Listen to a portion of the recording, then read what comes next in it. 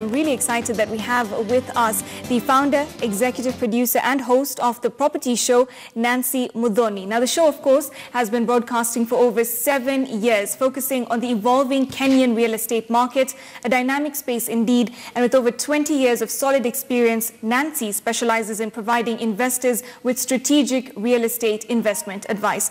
Welcome, Nancy. Glad to have you with us. Asante sana. I'm happy to be here. Okay, so of course you're a pro at this whole thing, so you know we're not going to be having to give you directions because you know it all. I know it. I understand this space too. I'm sure you do. So even as we get right into the conversation, our Twitter poll question is all about that. It's all about making housing affordable and talking of real estate and things like that. So, you know, we do have statistics from the National Housing Corporation of 2018 saying that the country has a housing deficit of 2 million units. And this is increasing by 200,000 every year. So these are definitely alarming. And we do know that President Uhuru Kenyatta has said affordable housing is one of the pillars of the Big Four agenda. They want to get those 500,000 units up and about. So what, in your opinion, are the key factors that need to be in place for this vision to be attained, first of all?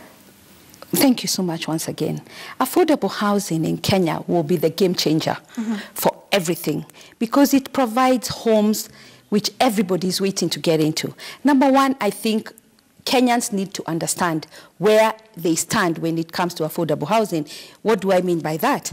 People don't trust affordable housing because a lot of times people think the government is not being honest or the government is not telling you what they are doing, ABC. But I think if this government sensitizes people, has stakeholders to come and tell the Kenyans, this is where we are going, this is what you need to pay, and get ownership. People should own the process.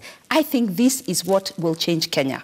Okay. And we expect it to change Kenya. We expect it to, the government expects to break ground this quarter. Once we start having the affordable housing and the project kicks off, we know that it will definitely be a game changer. Okay. But stakeholders must buy in. I think we need to understand the process. We need to be told this is where we are, this is where it's starting, and people can start.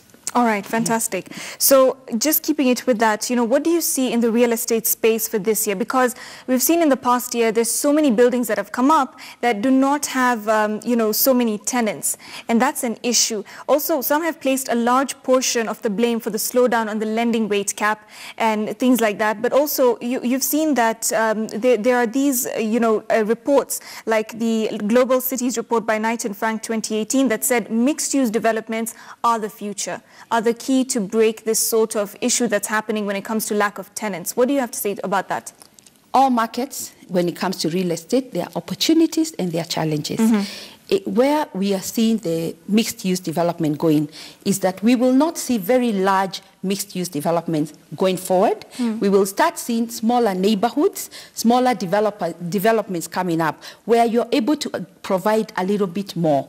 If it's a school, you can give me 2 or 3 schools that can manage the neighborhood. We expect to see that. And yes, mixed-use development is the future because people want to live in a community, people want to know they have a shopping center, people want to live, work, and play within the same communities. And where they have done it well, I can assure you it's been a success. That we expect it to continue growing. The other area we are seeing that must grow and is a game changer is what we've talked about, affordable housing. Once the government breaks ground, which I am very confident by Q1, we will see one project at least.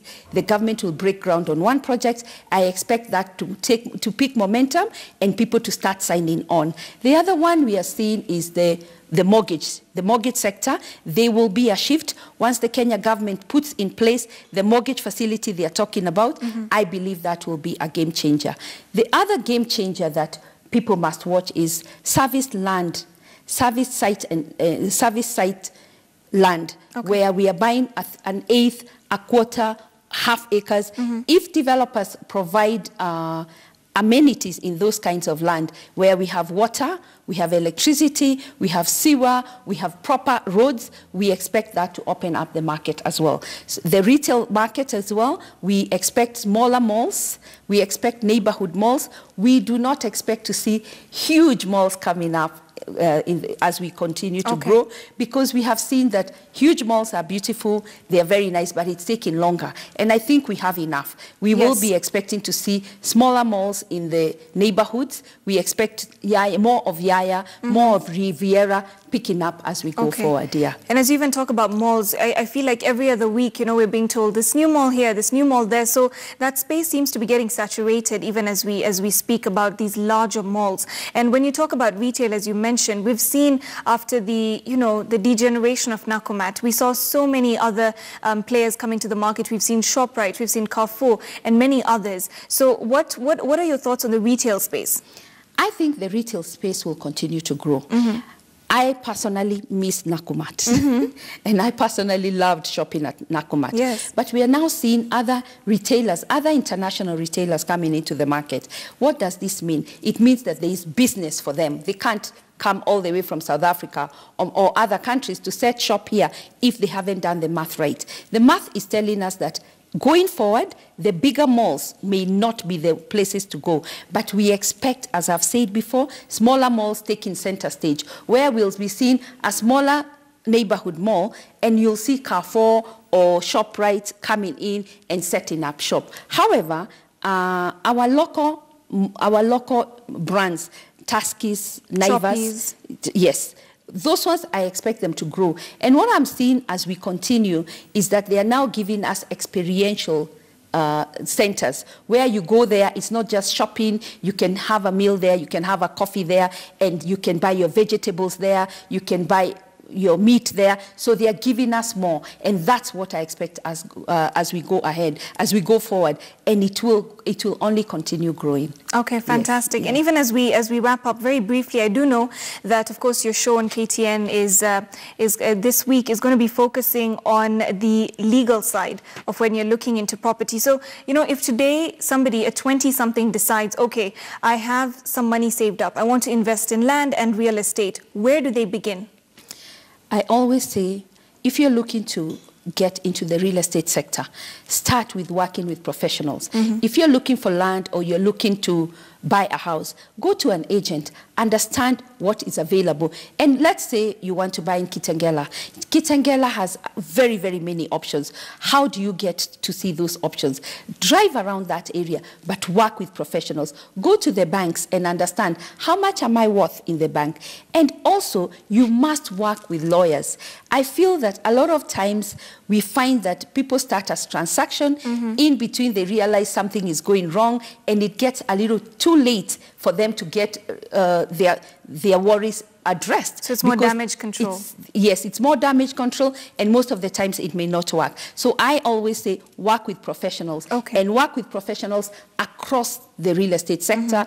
If you're building, work with an architect, work with a quantity surveyor, and get your finances in order. So you need to go to the bank, understand how much you're worth, so that you don't overcommit yourself. True. And in the middle of the project, then it stalls. Okay. Thank you so much for your great insights, Nancy, and of course we'll look forward to that episode this week as well. Yes, karibu sana. All right, that was Nancy Mudoni, the host of the Property Show, every Sunday on KTN from 5 p.m. Lots of insights that she had to share with us, not just on the real estate sector, but as well as what,